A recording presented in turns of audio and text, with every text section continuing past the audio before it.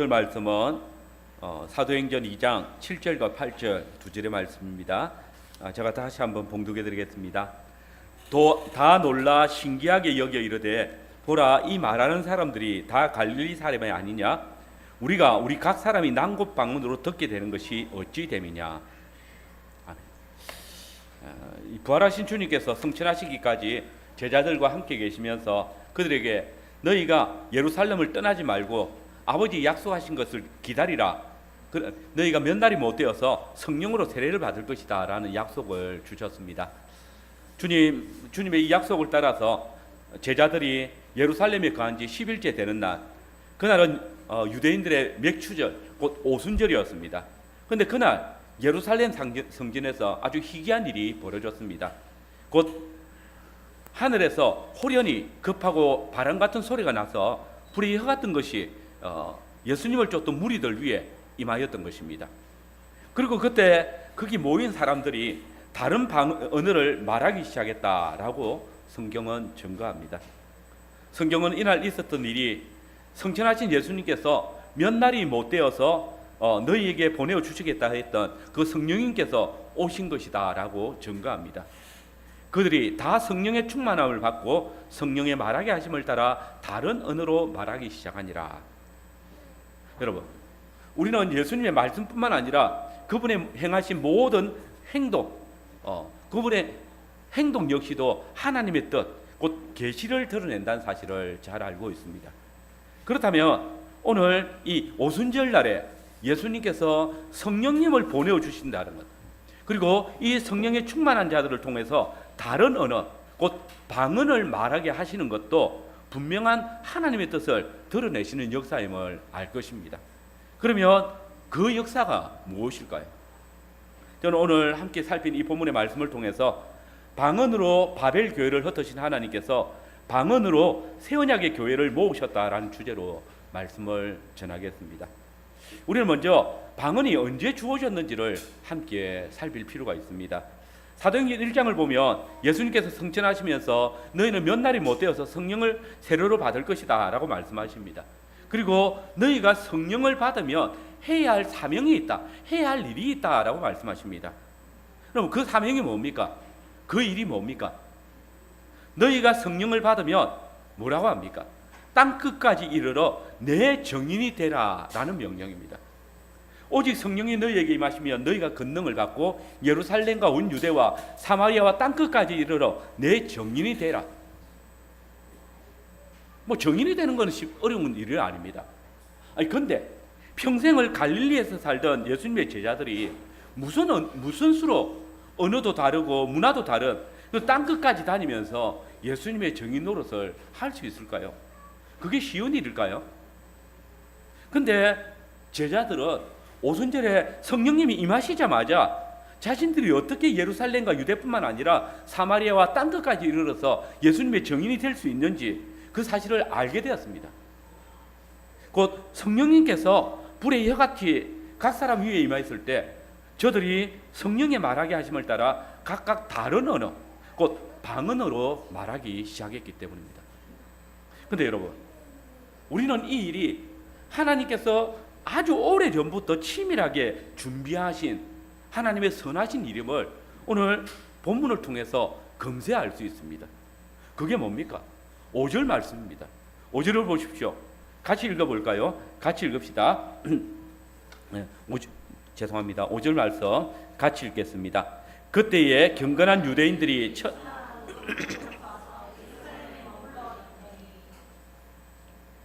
여기 우리가 주목할 것은 바로 천하각국입니다.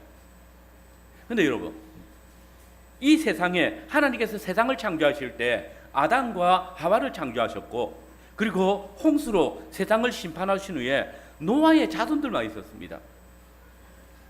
그런데 이 세상이 이제 천하각국으로 나누어졌습니다. 그러면 이 천하각국으로 나누어진 것은 언제일까요? 언제 나누어졌을까? 우리가 함께 읽었던 이 창세기 10장과 11장의 말씀을 통해서 우리는 알게 됩니다. 창세기 11장을 보면 바벨탑 사건이 있습니다. 그때 이 바벨탑 사건을 위해서 언어가 혼잡하게 되어졌을 때 여러 나라 백성으로 나뉘어서 각기 언어와 종족과 나라대로 흩어지게 되었다라고 이야기합니다. 그런데 이 언어를 누가 혼잡하게 했습니까? 하나님이십니다. 하나님께서 언어를 혼잡하게 하셔서 천하 각국이 만들어지게 하신 것입니다. 그 방언은 바로 이 창세기 11장 바벨탑 사건 때문에 일어났던 것이고, 그때 이 방언으로 인해서 나라가 각국으로 나뉘어진 것입니다. 창세기는 시작의 책입니다. 천지의 시작이 있고 죄의 근원이 있고 더불어 처음 심판과 또 살인이 기록되어져 있습니다. 방언도 마찬가지입니다. 언어가 흩어진 것도 여기에 기록되어져 있습니다. 우리가 함께 살피지는 못했지만 창세기 10장을 쭉 읽어보시면 모세는 야벳과 함 그리고 셈 족속의 계보를 쭉 이야기합니다. 그리고 각 절마다 마칠 때마다 뭐라고 합니까? 그들에게서 여러 나라 백성과 각기 언어와 종족과 나라가 나뉘었다, 이렇게 이야기합니다. 사실 이 개역 개정판은 이전에 개역 한글판에서 방언으로 번역했던 단어들을 거의 다 언어로 번역을 했습니다. 그러나 히브리어, 헬라어나 방언으로도 언어로도 번역을 할 수 있습니다. 그런데 개인적으로 우리가 성경 전체의 어떤 맥락을 이해하기 위해서는 이 방언으로 번역되는 것이 훨씬 좋은 번역이 아닐까 싶습니다. 왜냐하면 이 창세기 10장과 11장은 방언의 시작이기 때문입니다. 그래서 성경 전체에 언어가 다른 것에 대해서 이야기할 때에 이것을 방언으로 이해한다면 읽는 사람들이 훨씬 쉽게 이해할 수 있고, 특별히 오늘 이 사도행전 2장에 방언이 주어졌을 때를 이해하는 데 도움이 되지 않을까 싶습니다. 어쨌든 오늘 이 창세기 10장과 11장에 방언의 시작의 역사와 또 사도행전 2장에 나오는 이 방언의 역사를 우리가 비교해서 살펴보면 아주 유사하다는 사실을 알 수 있습니다. 먼저 구약과 신약의 방언은 언어적으로 동일합니다. 창세기 10장에 우리말로 방언으로 번역되어진 히브리 단어는 원어로 사람이나 짐승이 혀로 일컬어지는 것인데, 혀를 통해서 표현되는 말 또는 언어 또는 소리를 이야기할 때에 이 단어가 사용됩니다. 출애굽기 4장에서 모세가 자신의 혀가 둔하다 할 때 혀로 사용되어졌고, 또 신명기 28장에서는 하나님께서 이스라엘이 하나님의 말씀을 청종치 아니하면 언어가 다른 민족을 들어 심판하겠다 경고하시는데, 이때 언어가 다른 할 때 이 언어가 바로 이 단어입니다.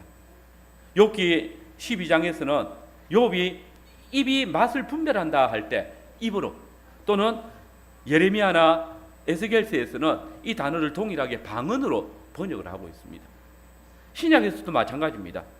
사도행전을 보면 이 방언으로 번역된 헬라어 언어는 2장 3절에서는 불의 혀 같은 할 때 이 혀로 번역이 되어졌고, 또 4절에서는 성령의 말하게 하심을 따라 다른 방언으로 할 때 방언으로 번역이 되어졌습니다. 또 고린도전서 12장이나 14장에서는 방언으로 사용되어졌는데, 야고보서 3장에서는 혀로 번역되어지고, 또 사도행전 2장 26절에서는 입술로 번역되어진 것을 볼 수 있습니다. 그뿐 아닙니다.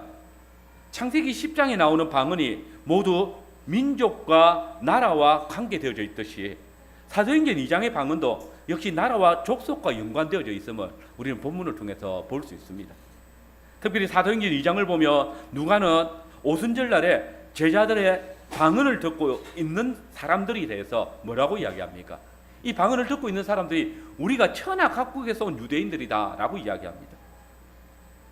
오순절날에 경건한 유대인들이 천하 각국으로부터 와서 예루살렘에 머물러 있었다. 근데 바로 이 천하 각국에 온 자들이 제자들의 말하는 것을 듣는데 어떻게 듣습니까? 자신들의 난곳 방언으로 들었다 하는 겁니다. 8절입니다. 우리 각 사람이 난곳 방언으로 듣게 되는 것이 어찌 됨이냐? 여기 분명한 표현이 뭡니까? 천하 각국으로부터 온 유대인들이 제자들이 전하는 복음을 자신들이 난 곳, 곧 천하 각국의 방언으로 듣는다라는 말입니다. 근데 이 천하 각국이 언제 시작되었습니까? 아까 살핀 대로 창세기 10장입니다. 노아의 후손 70족속이 흩어지게 되어졌을 때 이 천하 각국이 나타나는 것입니다. 그러니 이 사도행전 2장에 오순절에 천하 각국에서 예루살렘으로 모여온 자들은 바로 이 창세기 10장에서 시작되어지는 천하 만민이 예루살렘으로 나아왔다라고 증거하고 있는 것입니다.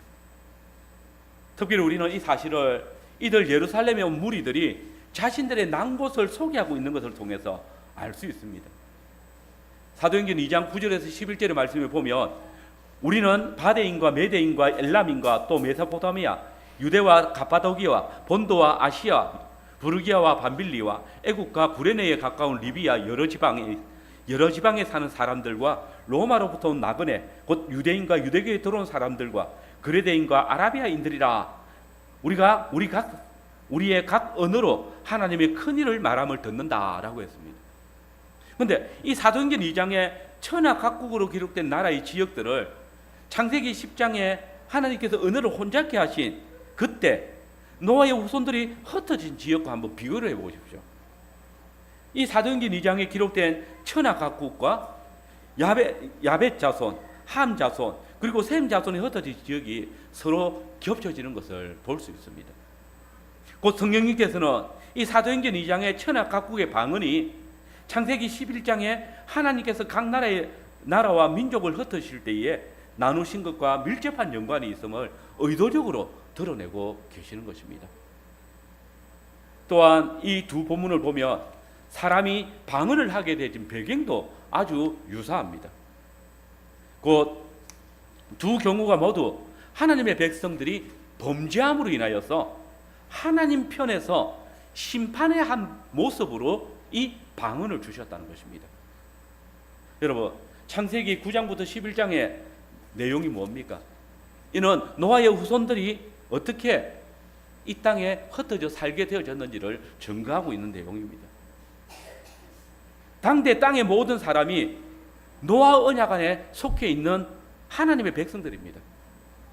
그런데 창세기 11장에 보면 온 땅이 구음이 하나이요 언어가 하나일 때 사람들이 하나님의 명령을 거역하고 흩어짐을 면하려고 하는 그런 사건이 일어납니다. 그 사건이 바로 바벨탑 사건입니다. 그리고 그때 하나님께서 사람들의 죄악을 억제하시고 인류를 구원하시기 위한 방편으로 사람을 흩으시기 위해서 방언을 주셨습니다. 언어를 혼잡게 하셨습니다. 마찬가지로 오순절에 성령님께서 강림하셔서 방언을 주신 이유도 마찬가지입니다. 당대 하나님의 백성이었던 유대인들의 죄악 때문에 하나님께서는 방언을 주셨습니다.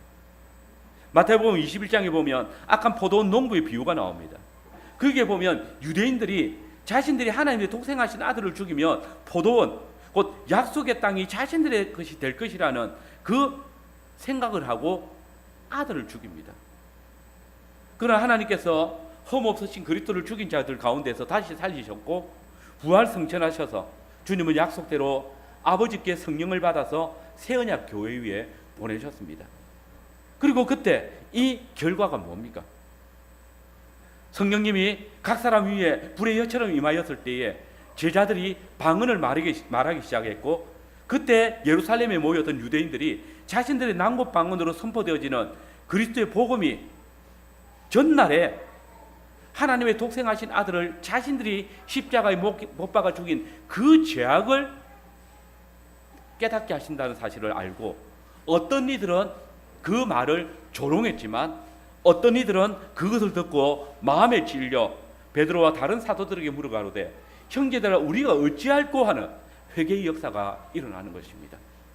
하나님께서 이 방언을 통해서 하나님의 백성들을 회복시키고 죄악에서 끌어내고 계시는 것입니다. 그렇습니다. 우리는 하나님께서 구약 백성들에게 방언을 주신 때와 신약 교회에 방언을 주신 일이 서로 유사하다는 사실을 보게 됩니다. 그리고 구약 백성들이 받은 방언과 또 신약 교회가 받은 방언이 그 지역과 민족이 서로 다르지 않은 것도 보았습니다. 그렇기 때문에 이 구약에서나 신약에서나 동일하게 이 방언은 땅 위에 각 지역에 나누어 흩어져 살고 있는 각 족속들의 실제 언어를 말하고 있음을 알 수 있습니다. 그뿐 아닙니다.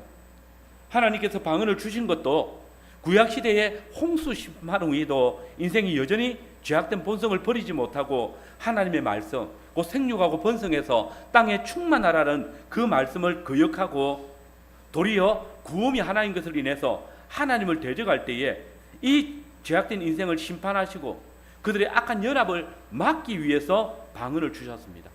마찬가지로 신약의 오순절 때에 주님의 제자들에게 방언이 임한 것도 바로 당대 하나님의 교회였던 예루살렘과 유대가 제사장 나라로서 명령을 거역하고 도리어 하나님을 대적해서 하나님의 독생하신 아들을 죽이기까지 하나님을 대항할 때에 주님께서 주의 교회 곧 하나님의 나라를 공격하는 이 유대인들 앞에 방언을 통해서 그 죄악된 공격을 막으시고 계시는 것입니다. 이제 두 번째로 방언으로 옛 언약의 교회를 흩으시는 하나님의 역사를 보게 됩니다. 구약 역사에서 하나님께서 사람들에게 방언을 주신 때가 언제라고 했습니까? 바로 바벨탑 사건 때입니다.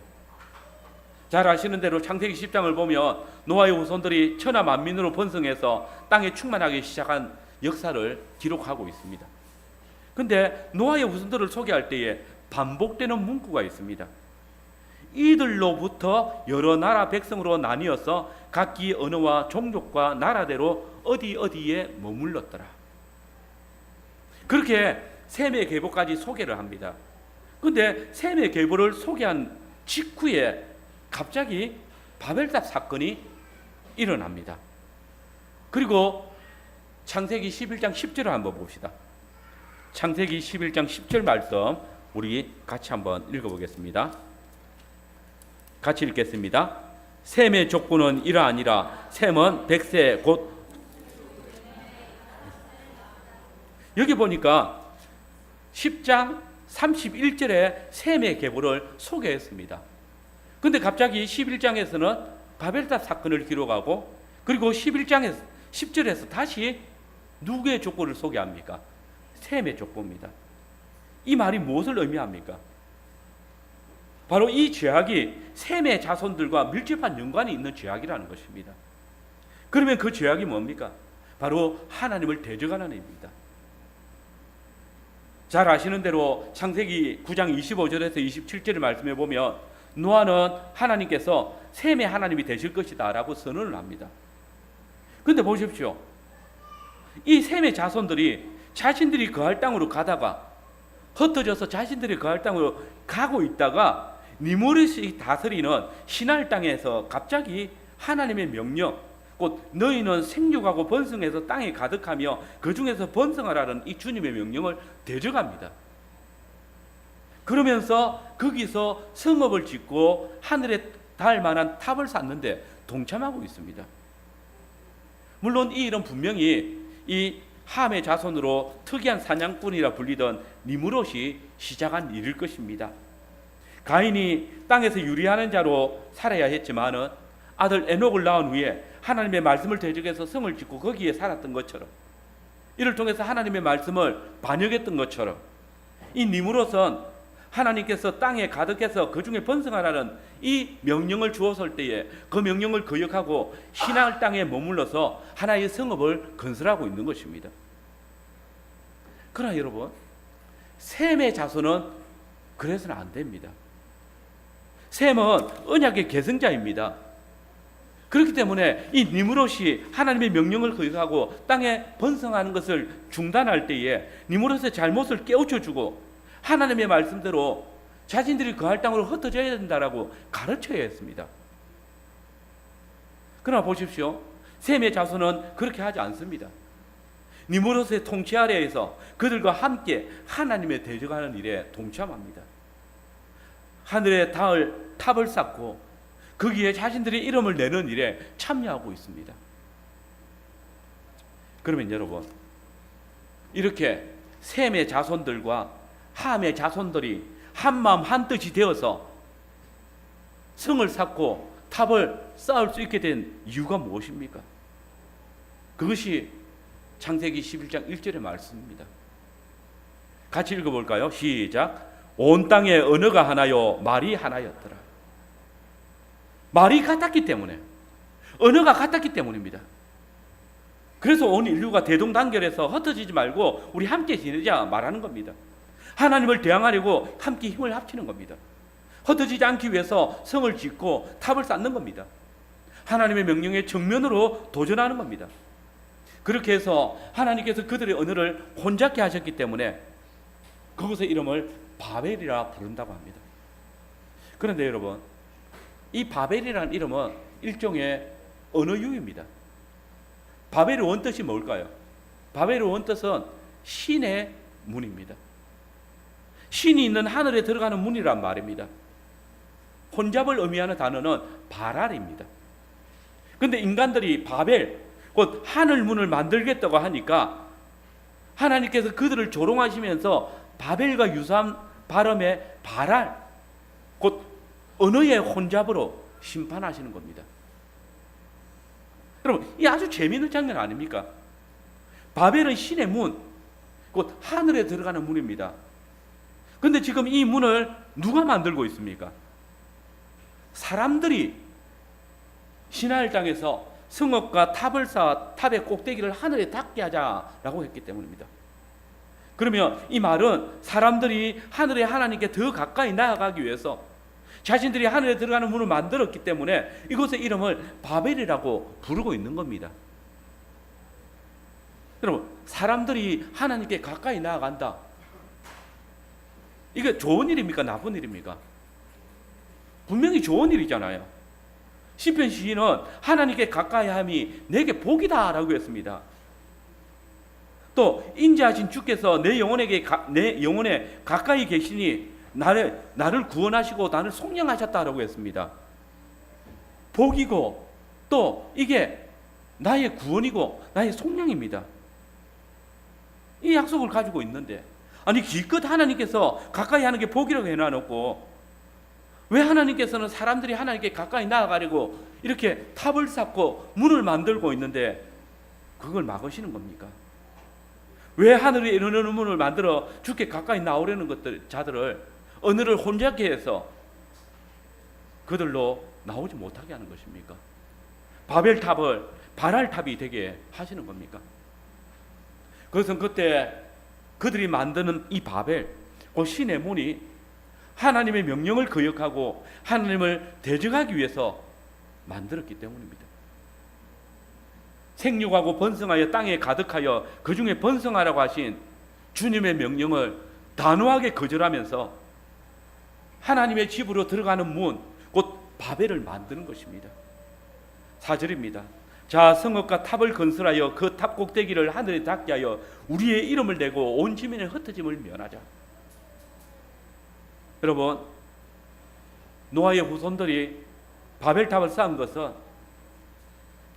하나님께 더 가까이, 더 친근히 나아가기 위함이 아니었습니다.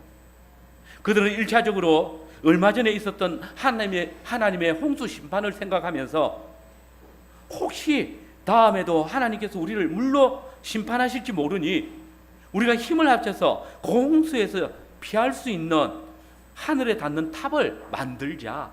그러면 하나님께서 홍수로 우리를 다시 심판할지라도 우리가 하늘로 피하면 된다라고 생각했습니다. 더욱 그들은 하나님께서 그들에게 주신 명령, 곧 흩어짐을 피하기 위해서입니다. 여기 보시면 그들은 하늘에 닿는 탑을 세우고 거기에 자신들의 이름을 낼 것이라고 합니다. 바벨, 이름의 뜻은 신의 문입니다. 그러나 이 문은 하나님이 출입하시는 문이 아닙니다. 인간들이 하늘에 하나님께 자유롭게 출입할 수 있도록 만드는 문입니다. 누가 신입니까? 여러분, 지금 이 장면은 에덴 동산에서 사단이 뱀을 통해서 첫사람을 미혹했던 일을 생각나게 하지 않습니까? 사단은 그때 너희가 결코 죽지 아니하리라, 이 나무의 열매를 먹으면 하나님과 같이 될 줄을 하나님이 아심이라 라고 유혹해서 선악을 알게 한 나무의 열매를 먹게 했습니다. 하나님을 대적하게 했습니다. 지금도 똑같습니다. 사단은 하나님께서 너희들을 땅끝까지 흩어지라 하더냐? 결코 그럴 필요 없다. 너희가 힘을 모아서 하늘에 닿는 탑을 만들어 하늘에 이르면 너희가 하나님과 같이 될 줄을 하나님이 아심이라 라고 미혹한 것입니다. 하나님도 그때는 너희를 어찌할 수 없을 것이라 라고 말하고 있는 것입니다. 그러니 하나님의 나라를 정복해서 거기에 바벨 곧 신의 문이라고 너희가 신과 같다라고 이름을 내라 라고 말하는 겁니다. 여러분, 지금 인생들은 외치고 있습니다. 하나님이여, 우리 보고 흩어지라고요? 우리가 썩을 줄 압니까? 어림도 없습니다. 우리 흩어지지 않을 겁니다. 우리가 힘을 합쳐서 신적인 능력을 발휘할 겁니다. 그리고 그 나라에 우리의 이름을 낼 것입니다 라고 하면서 하늘에 이르는 탑을 세우고 당신의 나라로 들어가는 문을 만들겠다라고 외치고 있는 것입니다. 여러분, 하나님께서 우리를 지으신 이유는 우리로 하나님을 영화롭게 하고 그분을 영원토록 즐거워하는 삶을 살아드림으로써 점점 자라서 하나님의 형상으로 온전히 자라가게 하시기 위함입니다. 실제로 우리는 하늘에 이르는 유일한 바벨, 곧 유일한 하늘에 이르는 문이신 우리 주 예수 그리스도를 중심으로 하나님의 참 성전으로 지어져 갈 때에 하나님께서 이 교회를 하나님의 집에 이르는 문으로 삼으신다는 사실을 알고 있습니다. 우리가 진짜 신적인 존재, 신의 능력을 가진 자들로 하나님의 자녀가 된다는 사실을 알고 있지 않습니까? 우리가 말씀이 육신이 되신 예수 그리스도를 믿음으로 신의 형상으로 자라가는 겁니다. 그러나 이 모든 길은 하나님께서 열어놓으신 길을 통했습니다. 하나님께서 계시하신 말씀을 통했습니다. 지금 노아의 후손들은 하나님의 말씀을 대적하기 위해서 흩어짐을 면하고 자신들을 흩어지라고 명하시는 하나님을 대항하기 위해서 바벨의 성읍과 탑을 쌓았던 것입니다. 그리고 그때 야훼 하나님께서 친히 강림하셔서 반역의 집을 짓고 있는 이들을 보시고 판단하십니다. 그리고 여기에 대한 재판의 결과가 바로 방언입니다. 창세기 11장 16절에서 8절입니다. 제가 읽어드리겠습니다. 여호와께서 이르시되 이 무리가 한 족속이요 언어도 하나이므로 이같이 시작하였으니 이후로는 그 하고자 하는 일을 막을 수 없으리로다. 자, 우리가 내려가서 거기서 그들의 언어를 혼잡하게 하며 그들이 서로 알아듣지 못하게 하자 하시고 여호와께서 거기서 그들을 온 지면을 흩으셨으므로 그들이 그 도시를 건설하기를 거쳤더라. 여러분, 이 말씀을 읽는 순간에 다시 창세기 3장의 역사가 생각나지 않습니까? 보라, 이 사람이 선악을 아는 일에 우리 중 하나같이 되었으니 그가 그의 손을 들어 생명나무의 열매로 따먹고 영생할까 하노라 하시고 에덴 동산에서 그를 내보내어 그의 근원인 땅을 갈게 하시니라. 여러분 보십시오. 하나님께서 인생들이 똘똘 뭉쳐서 흩어지지 않으면서 도리어 하나님의 나라를 공격하게 되신 이유가 이들이 한 무리, 한 족속, 언어가 하나이기 때문을 아시고 그들의 언어를 혼잡하게 해서 그들로 서로 알아듣지 못하게 하셨습니다. 그리고 당신의 뜻대로 인간들이 흩어지도록 하신 것입니다. 힘을 모아서 하나님을 대적할 때에 그들을 흩으셔서 죄와 악이 더 이상 자라가지 못하도록 막으시고 계시는 것입니다. 하나님의 구원이 미칠 수 있는 길을 여전히 열어놓고 계시는 것입니다. 여러분, 죄악 때문에 홍수 심판이 이르렀고 오직 당대 의인이었던 노아의 가족들만 하나님의 은혜를 입어서 홍수 심판에서 건지심을 받았습니다. 한마디로 하나님께서 이 홍수 심판을 통해서 그때 땅에 있던 죄악된 세력들을 다 물로 씻어내버렸다는 것입니다. 그러나 보십시오. 죄는 온 세상을 씻어낸 이 홍수에도 쓸려 내려가지 않았습니다. 사람의 마음이 근본부터 악하였기 때문입니다. 여러분 보십시오. 하나님께서 홍수 심판을 통해서 그 죄악을 다 씻어냈다고 말씀하셨음에도 불구하고 셈의 하나님 여호와가 되셔서 인류를 구원하시겠다는 그 약속을 하셨음에도 불구하고 바로 이 셈의 자손들이 그 하나님의 약속을 비웃으며 하나님의 명령을 거역하고 하나님의 이름을 지우고 자기의 이름을 내놓을 성읍과 탑을 쌓고 있는 겁니다. 그렇습니다, 여러분. 바벨은 하늘의 문이 아니라 하나님을 대적하며 스스로 신이 되려는 인간들이 출입하려던 문이었습니다. 하나님의 나라를 대적하고 하나님의 집을 무너뜨리려는 사단의 꾀였습니다. 하나님께서는 바벨탑에 가려진 이 사단의 악하고 엄밀한 계획을 막으시고 당신의 뜻, 곧 생육하고 번성해서 땅에 가득하여 그 중에 번성하라는 이 뜻을 이루시기 위해서 언어를 혼잡하게 하시고 그들을 흩어지게 하신 것입니다. 여러분, 언어를 혼잡하게 하셔서 방언을 주신 것은 분명 바벨탑 사건에 대한 하나님의 심판의 역사입니다. 그러나 이 심판을 통해서 하나님께서는 온 인류에게 죄악이 퍼져나가는 것을 억제할 수 있었고 더 강한 하나님의 심판을 피할 수 있도록 막으신 것입니다. 그러므로 방언은 분명 온 인류를 흩어지게 하는 하나님의 심판이지만 동일하게 이 심판은 온 인류를 다 같이 최종적인 심판으로 달려가는 그 죄악을 막으신 하나님의 놀라운 구원의 한 방편이기도 한 것입니다. 그렇습니다. 하나님께서는 방언을 통해서 하나님의 백성들의 죄악에 대한 심판을 내리실 뿐만 아니라 바로 이 놀라운 방언을 통하여서 하나님의 놀라운 구원의 한 길을 열어놓으시고 계셨던 것입니다. 이 사실은 우리가 방언에 관해서 살필 때마다 매우 중요한 사실입니다. 실상 우리는 구약의 다른 본문에서 이 방언이 언급되어질 때 항상 심판과 관련되어져서 사용되어지고 있다는 사실을 주목해야 합니다. 열왕기하 18장을 보시면 하나님께서는 남유다 히스기야 때에 히스기야의 부친인 아하스의 죄악을 인해서 하나님께서 이 히스기야 때에 심판을 내리시는데 히스기야를 경고하시기 위해서 아수르 왕 사네립이 보낸 군대장관 랍사게를 들어서 예루살렘을 치게 하셨습니다.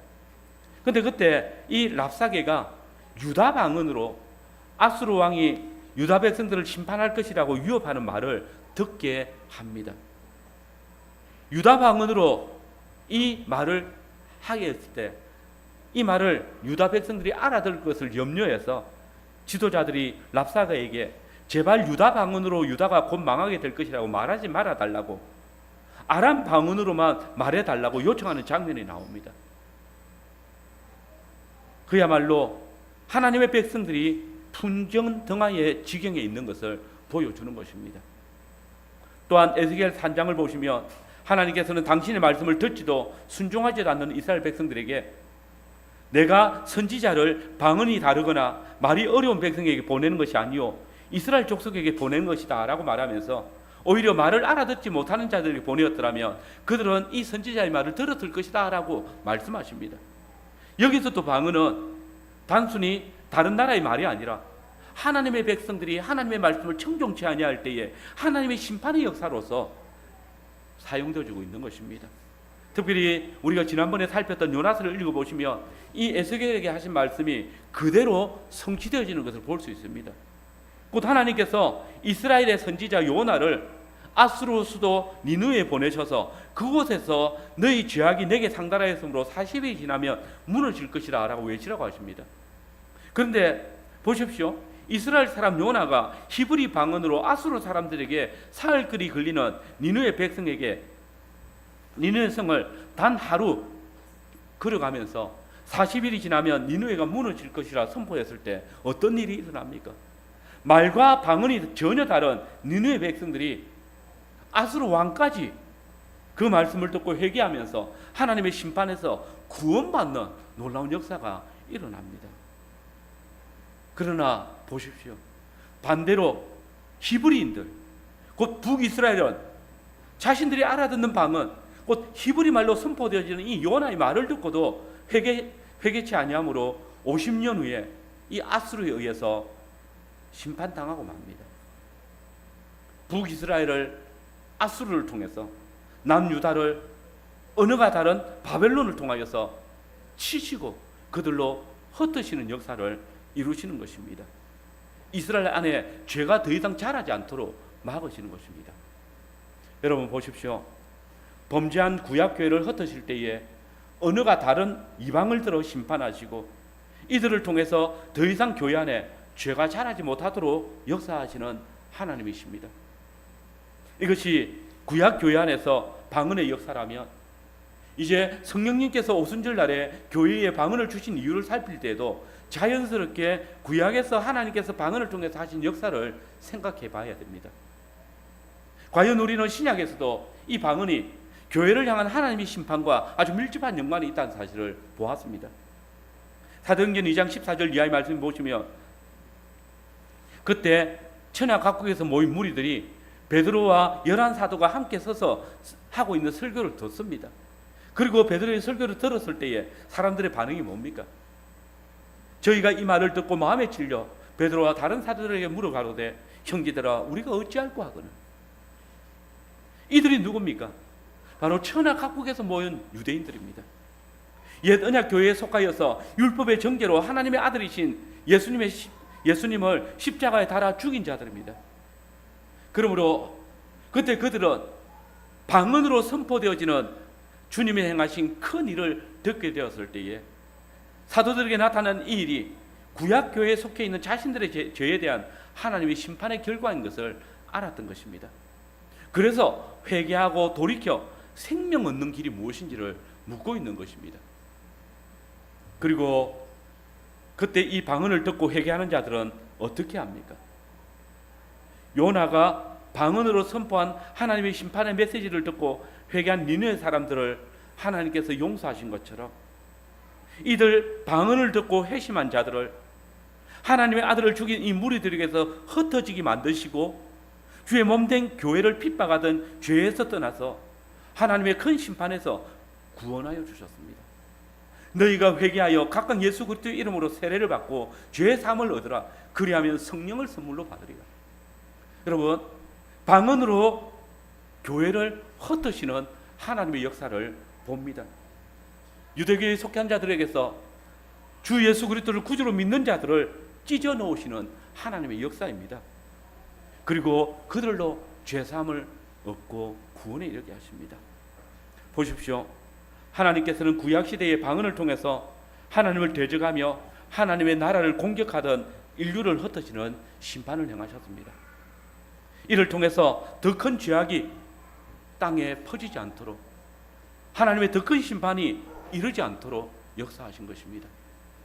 이 시간 심판의 역사로 인류를 구원하시는 하나님의 놀라운 구원의 섭리를 살피면서 지난날 미국에서 또 호주에서 캐나다에서 스코틀랜드에서 복음 전도자들을 보내시며 그들을 통해서 우리 민족의 난곳 방언으로 주의 복음의 말씀을 듣게 하셔서 더 큰 죄악에 빠지지 않도록 우리를 죄악 가운데서 흩으실 뿐 아니라 우리가 도무지 알지 못했던 십자가에 죽으신 우리 주 예수 그리스도를 믿음으로 구원에 이르게 하신 이 하나님의 놀라운 섭리와 구원의 역사를 감사하고 또 찬송하시기를 바랍니다. 이제 마지막으로 난곳 방언으로 새 언약의 교회를 부르시는 하나님의 역사를 또한 보게 됩니다.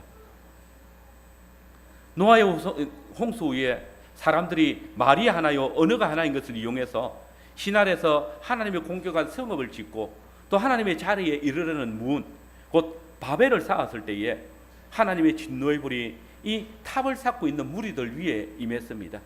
그리고 그 불이 인간의 혀를 태우셔서 방언을 하게 되었습니다. 서로 알아듣지 못하는 언어가 나온 것입니다. 하나님께서는 이 언어를 통해서 온 무리들을 흩어 놓으셨습니다. 방언은 언어가 하나인 것을 이용해서 하나님을 반역하는 구약교회에 대한 심판의 표였습니다. 그런데 우리 주 예수 그리스도께서 죄와 사망의 권세를 이기시고 하나님께 이르렀을 때 하나님께 성령을 받아 이 땅에 보내주셨습니다. 성령님은 불의 혀같이 이 땅에 임하셨고 그때 이 하나님의 불이 다시 한 무리 위에 임하였을 때에 이번에는 그 불의 혀 같은 방언으로 당신이 흩어놓으셨던 천하 만민을 부르시고 계십니다. 제자들이 불의 혀같이 임한 성령님을 힘입어서 각기 다른 혀로 천하 각국의 모든 방언으로 하나님의 큰일을 말할 때에 방언으로 노아의 후손들을 천하 만국으로 흩으신 그 하나님께서 이번에는 천하 만민을 다시 불러 모으시기 시작하시는 것입니다. 바벨의 역사를 되돌려 놓으시는 것입니다. 함께 살핀 사도행전 2장을 보며 성령님이 임하실 때에 하늘에서 불의 혀 같은 것이 성도들 위에 임하였고, 그때 모여있던 주님의 제자들이 각각 다른 방언으로 말하기 시작했다라고 증거합니다. 그래서 천하 각국에서 모여온 유대인들이 말하기를 우리가 우리 각 사람의 난곳 방언으로 듣게 되는 것이 어쩌미냐 하고 놀랐습니다. 그런데 여러분, 이 본문을 유의해서 한번 보십시오. 이 장면은 우리가 흔히 생각하듯이 제자들 한 사람 한 사람이 각각 다른 지방의 말을 하고 있었다, 이런 말이 아닙니다. 그리고 그때 그 지방의 난곳 사람들이 자기 지방의 방언으로 말하고 있는 제자들에게 찾아가서 우리 지방에 말을 하고 있는 이 제자가 예수님의 하나님의 큰 일을 말하고 있구나, 그렇게 말을 듣고 있다는 것이 아닙니다. 그러면 이것은 기이한 일이 아니죠. 우리 성경은 좀 불분명하게 번역했지만 공동번역 성경을 보면 6절에서 8절 말씀을 이렇게 번역을 합니다. 사도행전 2장 6절에서 8절의 공동번역입니다. 그 소리가 나자 많은 사람이 몰려들었다. 그리고 사도들이 말하는 것이 사람들에게는 저마다 다 자기네 지방 말로 들리므로 모두 어리둥절해졌다. 그들은 놀라고 또 한편 신기하게 여기며 지금 말하고 있는 자들은, 저 사람들은 모두 갈릴레아 사람들이 아닌가? 그런데 우리는 저 사람들이 하는 말을 저마다 자기가 태어난 지방의 말로 듣고 있으니 어찌 된 셈인가? 한마디로 그때 사도들이 어떤 지역의 말을 했는지 알 수 없습니다. 근데 거기 모인 사람들은 그 사도들이 말하는 것을 들을 때에 각각 자기들의 난곳 방언으로 하고 있다는 것을 듣게 된다는 겁니다. 말하는 사람은 다 갈릴리 사람인데, 다 갈릴리 말을 하는지 모르겠는데, 지금 그 듣는 사람들은 각 사람의 난곳 방언으로 그들의 말을 알아듣고 있다는 겁니다. 제자들이 성령께서 주신 불의 혀로서 말하는데, 그 혀가 말하는 것이 듣는 사람들의 각각 자신들의 난곳 방언으로 듣게 된다는 겁니다. 그래서 놀라고 기이하게 여긴 겁니다. 그리고 앞서 오순절의 성령 강림 때의 방언도 분명히 심판의 역사로, 또 교회를 흩으시는 역사로 나타났다고 말씀드렸습니다. 과연 앞서 말씀드린 대로 그때 사도들이 자신들의 난곳 방언으로 전하는 복음을 들은 유대인들은 하나님의 심판을 깨닫고 그 죄악의 길에서 돌이켜서 죄악을 깨하는 무리들에게서 흩어졌습니다. 주의 복음이 이렇게 유대인들을 흩으시는 것입니다. 그리고 이 사실은 우리에게 엄청난 비밀을 드러내고 있습니다. 구약시대의 방언이 하나님을 대적하던 무리들을 흩으시고 죄악을 억제하여 교회의 타락을 늦추는 방편으로 사용되었다면, 보십시오, 이제 이 방언이 또다시 하나님을 대적하는 자들과 하나님의 택하신 자들을 흩어 놓으실 뿐만 아니라 그 난곳 방언으로 선포된 주의 복음을 듣고 믿음으로 나오는 자들을 주님께서 죄와 사망의 근세에서 구원해내시고 새 생명의 구원을 누리도록 역사하신다는 겁니다. 이것은 지금까지 자칭 하나님의 백성이고 아브라함의 자손을 일컫던 유대인들에게도 마찬가지입니다. 유대인들도 이제 자신들의 난곳 방언으로 선포되어지는 우리 주 예수 그리스도의 복음을 듣고 믿음으로 나와야만 구원에 이르게 되었습니다. 여러분, 충격적인 사실을 하나 말씀드릴까요? 그럼 사도행전을 쭉 읽어보십시오. 사도행전 2장에 천하 각국에서 모여온 유대인들에게서 그들의 난곳 방언으로 복음을 전파하신 성령님께서 그 이후로 이방인들에게도 가지만 한 번도 이 이방인들에게 방언으로 복음을 전했다라고 기록하지 않습니다. 아니, 분명히 방언으로 복음을 전파했죠. 그러나 그 구원의 역사를 드러내셨기 때문에 더 이상 방언으로 말씀을 전했다고 말하지 않습니다. 그런데요, 어처구니 없게도 바울이 유대인들에게 복음을 전한 것을 말할 때 바로 이 방언으로 전했다라고 기록합니다. 우리 같이 사도행전 21장 40절에서 22장 2절을 읽어보겠습니다. 사도행전 21장 40절에서 22장 2절입니다.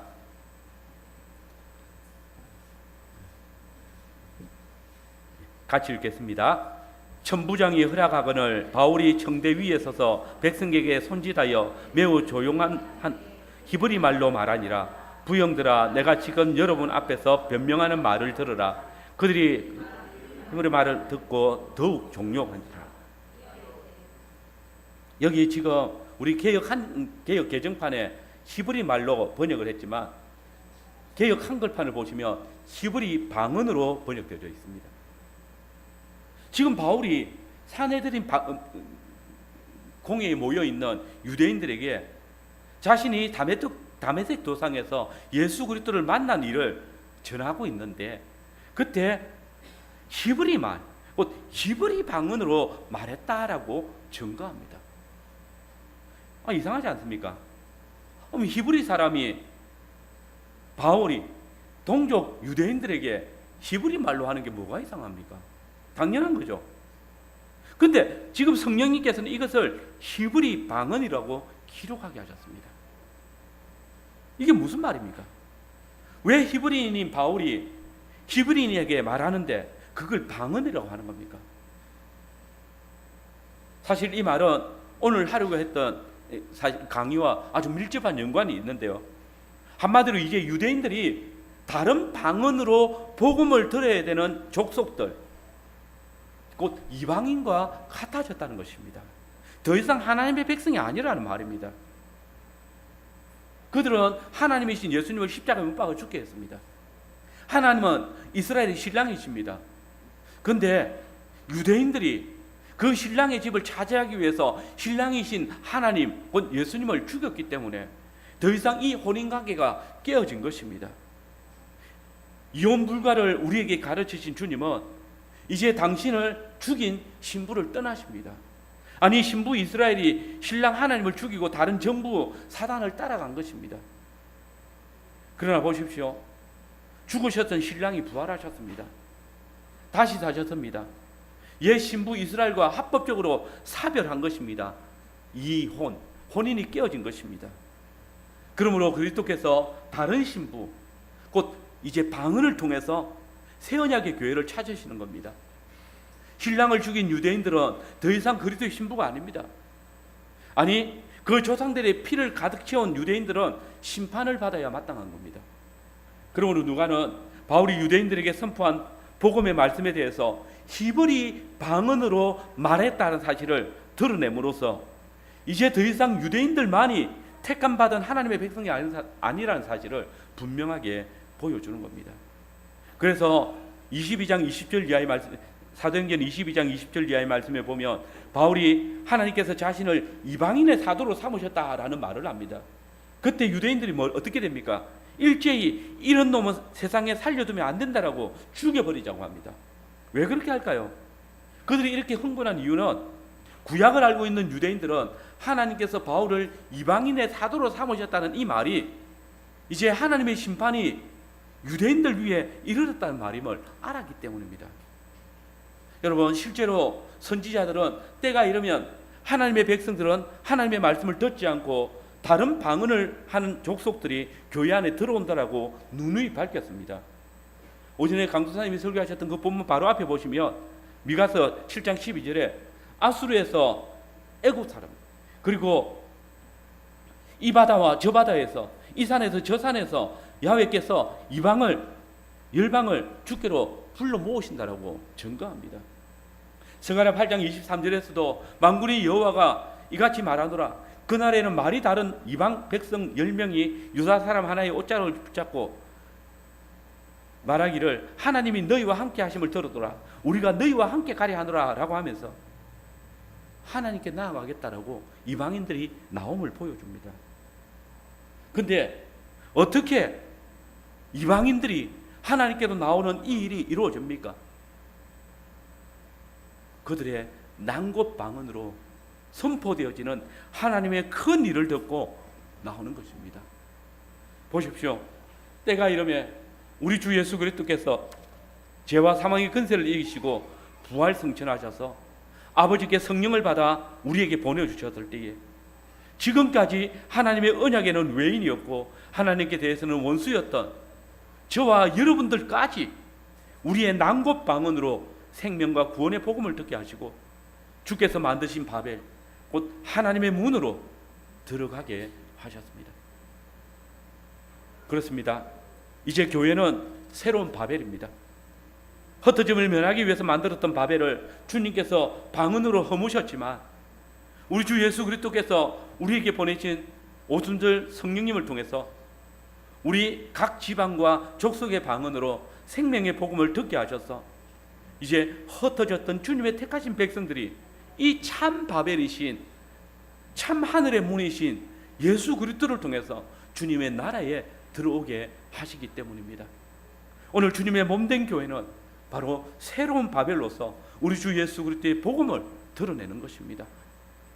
여러분, 구약시대에 하나님께서는 방언을 통해서 노아의 후손들을 천하 만국으로 흩으시고 오직 셈의 계보, 특별히 유다 민족에게 당신의 구원 사역을 제한시켰습니다.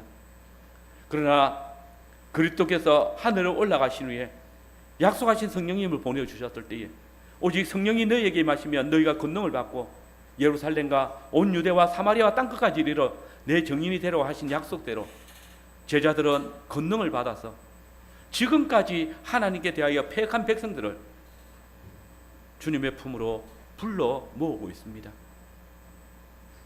놀랍게도 사도들이 천하 만민의 난곳 방언으로 전파한 그 복음은 150년 전에 저와 여러분의 난곳 방언으로 전파되어졌습니다. 오늘 우리가 주의 행하신 크신 일을 듣고 믿어서 복음의 삐단으로 주의 구원의 복음으로 나왔습니다.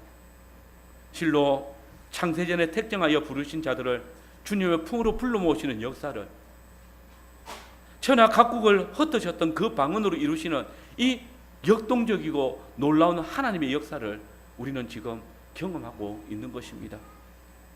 이제 이 놀라운 은혜와 감격을 가진 저와 여러분들이 우리에게 전파되어진 이 하나님의 크신 일을 우리의 난곳 방언으로 증거합시다.